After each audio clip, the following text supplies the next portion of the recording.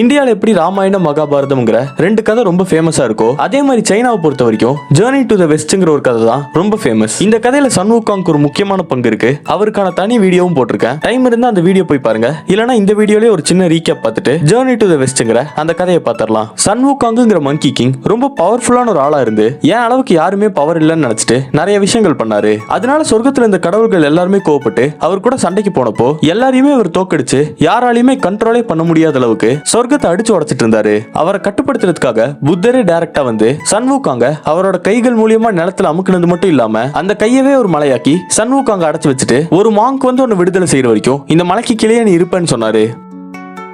இந்த விஷயம்லாம் நடந்து 500 வருஷம் தாண்டிடுச்சு. இந்த காலகட்டத்தில் சைனா ரொம்ப செழிப்பா இருந்துச்சு. இருந்தாலும் இந்த டைம்ல சைனா ரொம்ப மோசமான கண்டிஷன்ல இருந்திருக்கு. அதுக்கான காரணமா என்ன சொல்லப்படுதுன்னா நிறைய பேய்களும் மான்ஸ்டர்ஸும் ஊருக்குள்ள வந்து மக்களை கொன்னுட்டு இருந்துச்சு. என்னதான் மக்கள் கடவுளை கும்பிட்டாலும் அவங்களுக்கு எந்த பலனுமே அது கொடுக்கல. அந்த டைம்ல மோஸ்டா மக்கள் எல்லாரும் நியாயமா எப்படி இருக்கணுங்கிறதே மறந்துட்டாங்க. இதனாலே அந்த நாடு மொத்தமா கொலாப்ஸ் ஆச்சு.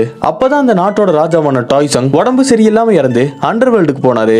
அங்க அவரோட மக்கள் எல்லாரும் நரகத்துல கஷ்டப்படுறத பார்த்து எதனால இவங்க எல்லாரும் நரகத்துக்கு போனாங்கன்னு யோசிச்சுட்டு இருந்தப்போ நரகத்தோட ராஜா டாய்சங்க பார்த்து உன்னோட மக்கள் எல்லாருமே ரொம்ப சக்தி வாய்ந்தவங்களா தான் இருக்காங்க. ஆனா அவங்க யாருக்குமே தர்மம்னா என்னன்னே தெரியலன்னு சொல்லி உனக்கு இன்னும் நேரம் இருக்குன்னு சொல்லி டாய்சாங்க பூமிக்கு அனுப்புனாரு. திருப்பி உயிரோட வந்த டாய்சாங் மக்களுக்கு எப்படி தர்மத்தை சொல்லி கொடுக்கணும்னு தெரியாம அங்க கோவில்கள்ல இருந்த புத்தி ஸ்கிரிப்சர்ஸ் திறந்து பார்த்தப்போ அது எல்லாமே பாதி பாதியா இருந்துச்சு. எதுவுமே முழுசா இல்ல. உண்மையான புத்தி ஸ்கிரிப்சர்ஸ் இந்தியால தான் இருந்துச்சு. மக்கள் இவ்வளவு கஷ்டப்படுறத பார்த்த புத்தர் டைரக்டா இறங்கி வராம குவானின் போதிசத்துவாங்கிற ஒரு கடவுளை கூப்பிட்டு அவங்களுக்கு ஒரு வேலை கொடுத்தாரு. அது என்ன வேலைனா பூமிக்கு இவங்க போய் பியூரான மனசு இருக்கிற ஒருத்தரை கண்டுபிடிக்கணும். அவர் இந்த உலகத்தை மாத்துவாருன்னு புத்தர் சொன்னோன்ன குவானின் போதிசத்துவா சைனால இருந்த டாங்குங்கிற இடத்துக்கு வந்து ஒரு மாங்கோட வேஷத்தை எடுத்துட்டு அந்த பியூரான ஆளை தேட ஆரம்பிச்சாங்க. அங்க இருந்த எந்த மக்களுக்குமே நல்ல மனசு இல்ல. அதனால சரி மாங்ஸை போய் தேடுவோம்னு அவங்க போனப்போ அங்க இருந்த மாங்ஸுமே கெட்டவங்களா தான் இருந்தாங்க. அப்படி அவங்க தேடிட்டு இருந்தப்போ ஷுவாங் சாங்குங்கிற ஒருத்தரை பார்த்தாங்க. இவரு ஒரு மாங்க் தான். ஆனா இவரு என்ன ஆனாலும் சண்டையே போட மாட்டாரு. அதே மாதிரி உலகத்துல இருந்த எல்லா உயிருக்குமே மரியாதை கொடுத்தாரு. இந்த ஷுவாங் சாங் உண்மையாவே யாருன்னா முன்னாடி ஜென்மத்துல புத்தரோட சிஷ்யனா இருந்தப்போ ஒரு தப்பு பண்ணிடுறாரு. அந்த தப்புனால இவர் திருப்பி மனுஷனா பிறந்து கஷ்டத்தெல்லாம் அனுபவிச்சு ஒரு பியூரான சோலா மாறிட்டாரு. கியானின் போதிசத்துவ இவர் கண்டுபிடிச்சோன்ன நேரா டாய்சாங்குங்கிற அந்த ராஜா கிட்ட போய் உங்க நாட்டை சரி பண்ணணும்னா புத்தரோட உண்மையான ஸ்க்ரோல்ஸ் வேணும். அந்த ஸ்க்ரோல்ஸ் எல்லாம் இந்தியால இருக்கு. உங்க நாட்டிலேயே ஷாசாங்குங்கிற ஒரு மாங்க் இருக்காரு. அவருதான் போய் அதை எடுக்கணும்னு சொன்னதும் இதை கேட்ட ராஜா ஷாய்சாங்க வர சொல்லி அவர்கிட்ட உன்னால இந்தியாவுக்கு போய் எனக்காக அந்த ஸ்க்ரோல்ஸ் எடுத்துட்டு வர முடியுமா? இந்த ஜேர்னில நீ இறந்து கூட போறதுக்கு வாய்ப்பு இருக்குன்னு சொன்னதுக்கு கொஞ்சம் கூட யோசிக்காம இதனால மக்களுக்கு நல்லது நடக்கும்னா நான் கண்டிப்பா பண்றேன்னு ஷாய்சாங் ஒத்துக்கிட்டாரு. இதை கேட்ட ராஜா அவரை பெருமைப்படுத்துற விதமா டான்சன் சாங்குன்னு ட்ரிபிடாக்கான்னு பேர் வச்சாரு. டான்சன் சாங் அவரோட ஜேர்னி ஆரம்பிச்சு இந்தியாவுக்கு போயிட்டு இருந்தப்போ ஸ்டார்டிங்ல அவருக்கு ரொம்ப ஈஸியா தான் இருந்திருக்கு. ஆனா போக போக அவருக்கு ரொம்ப கஷ்டமாயிருச்சு. அதுக்கு காரணம் என்னன்னா அந்த டைம்ல இந்த மான்ஸ்டர்ஸ் எல்லாம் மாங்க சாப்பிடறதுனால அவங்களுக்கு சாகா வர கிடைக்கும்னு நினைச்சாங்க.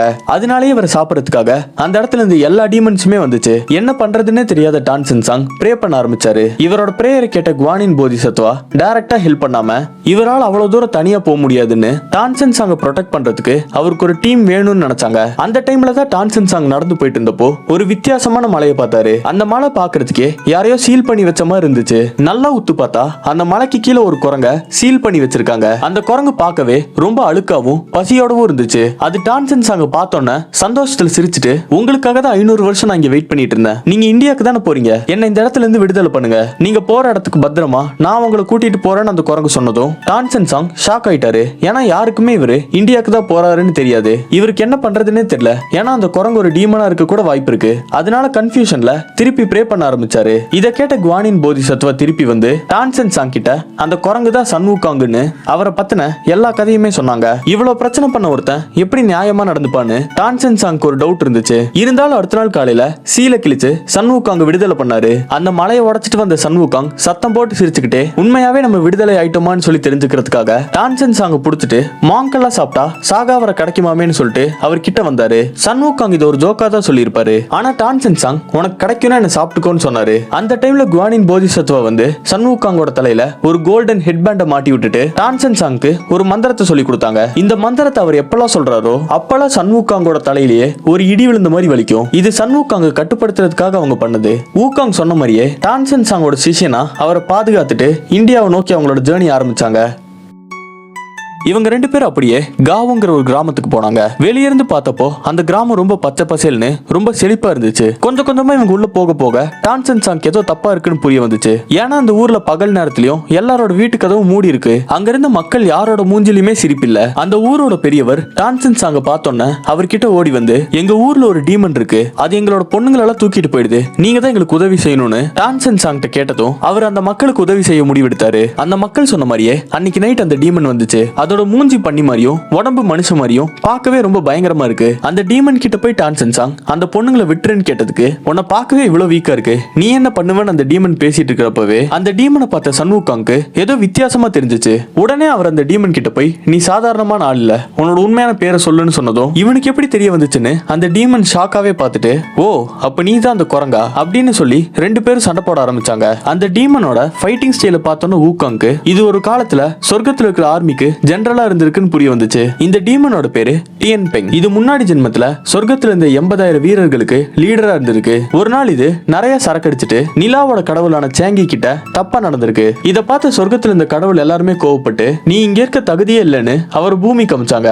பூமிக்கு வந்தவன் மனுஷனாவும் பிறக்காம பன்னியாவும் பிறக்காம ஒரு டீமன் ஆயிட்டான். வூகாங்க்கும் அந்த டீமனுக்கும் சண்டை கொஞ்சம் கொஞ்சமா ஸ்லோ ஆச்சு. அப்பதான் அது, எனக்கு இந்த லைஃபே பிடிக்கல, பசியில என் வயிறெல்லாம் எரியுது, என் உருவத்தை பார்த்து இங்க இருக்கிற எல்லாருமே என்ன கிண்டல் பண்றாங்க, எனக்கு இந்த மாதிரி ஒருத்தனா இருக்க வேணாம்னு சொல்லிட்டாளுங்க. இதை கேட்ட டான்சன் சாங் அந்த டீமன் கிட்ட போய் எவ்வளவு பெரிய தப்பு பண்ணியிருந்தாலும் அவங்களுக்கு திருந்துறதுக்கு ஒரு வாய்ப்பு இருக்குன்னு சொல்லி அந்த டீமனுக்கு அட்வைஸ் பண்ண, அந்த டீமனும் அதோட தப்பை உணர்ந்து நானும் உங்க கூடயே வரேன்னு சொன்னதும் டான்சன் சாங் அந்த டீமனுக்கு ஜூபாஜிங்கிற ஒரு பேர் வச்சாரு. இப்போ 3 பேருமே ஒன்னா சேர்ந்து நடந்து போயிட்டு இருந்தப்போ ஒரு இடம் பார்க்கவே ரொம்ப டிஃபரெண்டா இருந்துச்சு. வூகாங் மெதுவா டான்சன் சாங்கிட்ட, இந்த இடத்துல ஏதோ ஒரு சாபம் இருக்குன்னு சொல்லிட்டு இன்னும் கொஞ்சம் தூரம் போனோம்னு கருப்பு கலர் தண்ணியோட ஒரு ஆறை பார்த்தாங்க. அந்த ஆறு பார்க்கவே ரொம்ப பயங்கரமா இருந்துச்சு. அது மட்டும் இல்லாம அந்த ஆத்தங்கரையில எலும்புகள் அதிகமா இருந்துச்சு. அதை அவங்க பார்த்துட்டு நின்றுட்டு இருந்தப்போ அந்த ஆத்துக்குள்ள இருந்து ஒரு டீமன் வந்து, ஏன் ஆத்து பக்கத்துல வர அளவுக்கு உங்களுக்கு தைரியம் இருக்கான்னு சொல்லி டான்சன் சாங்க தூக்கிட்டு போயிடுச்சு. உடனே வூகாங்கும் ஜூபாஜியும் அந்த டீமன் கூட சண்டை போட ஆரம்பிச்சாங்க. இவங்க எவ்வளவுதான் அடிச்சாலும் அந்த டீமன் சிரிச்சுக்கிட்டு, இதுக்கு முன்னாடி 1000 தடவை நான் செத்துருக்கேன், உங்களால என்ன கொல்ல முடியாதுன்னு சொல்லுச்சு. இதை பார்த்துட்டு இந்த கியானின் போதிசத்துவா திருப்பி வந்தாங்க. அவங்க வந்ததுமே அந்த ஆறு ரொம்ப அமைதியாயிருச்சு. அந்த மான்ஸ்டரை பார்த்து அவங்க, உன் பேரு ஷாவுஜின் தானே, இன்னும் எவ்வளவு நாளைக்கு உன்னோட வழியை உனக்குள்ளேயே வச்சுட்டு இருப்பேன்னு கேட்டாங்க. இவங்க சொன்னது கேட்டோன்னா அந்த டீமனோட கண்ணெல்லாம் கலங்கிருச்சு. இந்த டீமனோட பேரு ஷாவுஜின். இவர் சொர்க்கத்துல இந்த கடவுள்கள் மேல ரொம்ப அன்போட நேர்மையா அவங்களுக்கு சர்வெண்டா இருந்தாரு. இவர் தெரியாம ஒரு டீ கப்பை உடைச்சதுனால கடவுள்கள் இவர் மேல கோவப்பட்டு இவரை பூமிக்கு அனுப்பிட்டாங்க. பூமிக்கு அனுப்புனது மட்டும் இல்லாம இவருக்கு ஒரு சாபமும் கொடுத்தாங்க. அது என்னன்னா, இவர் ஒவ்வொரு தடவையும் மனுஷனா பிறந்து பசியில கஷ்டப்பட்டு கெட்டவனா மாதிரி மக்களை அட்டாக் பண்ணி இறந்துடுவாரு. இதே மாதிரியே இவருக்கு திருப்பி திருப்பி நடந்துட்டு இருந்திருக்கு. நான் அந்த கப்பை வேணும்ட்டே உடைக்கல, ஆனா அதுக்காக இன்னும் கஷ்டப்பட்டு இருக்கேன்னு ஷாவுஜின் அழுதுட்டே சொன்னதும், குவானின் போதிசத்துவா, நீ பண்ணது ஒன்னும் பெரிய தப்பு இல்ல, ஆனா அதுக்காக நீ இன்னும் கஷ்டப்பட்டு இருக்கனா, அதுக்கு ஏதாச்சும் ஒரு காரணம் இருக்கும், நீ உன்னோட சாவை நோக்கி போகாத, உன்னோட கடமையை நோக்கி போன்னு சொன்னாங்க. இதை கேட்டதும் ஷாவுஜினுக்கு டான்சன் சாங்க பத்திரமா கூட்டிட்டு போறதுதான் அவரோட கடமைன்னு தோணுச்சு. அதனால அவரும் டான்சன் சாங்கோட சிஷ்யனா சேர்ந்துக்கிட்டாரு. வெஸ்ஸில ஒரு டிராகன் பிரின்ஸ் இருந்தாரு. சொர்க்கத்துல அவருக்கு ஒரு தனி மரியாதை இருந்துச்சு. ஒரு நாள் அவர் கோவத்துல சொர்க்கத்தோட பேள உடைச்சற கோவமான சொர்க்கத்தோட ராஜா ஜெயட் எம்பரர் அவரை கொல்லணும்னு முடிவு பண்ணி எல்லா கடவுளையும் கூப்பிட்டாரு. அப்பதான் குவானின் போதிசத்துவா வந்து, இவரை கொல்றதுனால எதுவுமே மாறாது, இவருக்கு நீங்க பனிஷ்மெண்ட் கொடுக்கறதுக்கு பதிலா பர்பஸ கொடுக்கலாம்னு சொல்லி இவர் ஒரு வெள்ளை குதிரையா மாத்தினாங்க. ரொம்ப வருஷம் கழிச்சு அந்த வெள்ளை குதிரை டான்சன் சாங்க பார்த்தோன்னே அதோட பர்பஸ கண்டுபிடிச்சு டான்சன் சாங்கோட சேர்ந்து அந்த ஸ்க்ரோல்ஸ் எடுக்கிறதுக்காக அதுவும் இந்தியாவுக்கு போச்சு.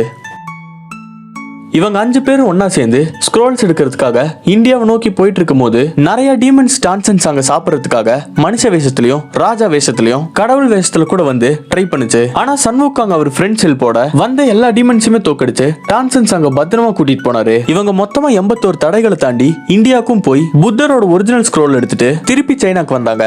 ராஜா டாய் சாங் அந்த ஒரிஜினல் ஸ்கிரிப்ட நிறைய காப்பி பண்ணி சைனால இருக்கிற எல்லா மக்களுக்குமே கொடுத்தாரு. புத்திசம் சைனால பரவறதுக்கு இது ஒரு முக்கியமான காரணம் சில இடங்கள்ல சொல்லப்படுது. இந்த ஜேர்னியை சக்சஸ்ஃபுல்லா முடிச்சதுனால புத்தர் டைரக்டா வந்து டான்சன் சாங்க்கு புத்தா ஆஃப் சாண்டல்வுட்ங்கிற டைட்டில் கொடுத்தாரு.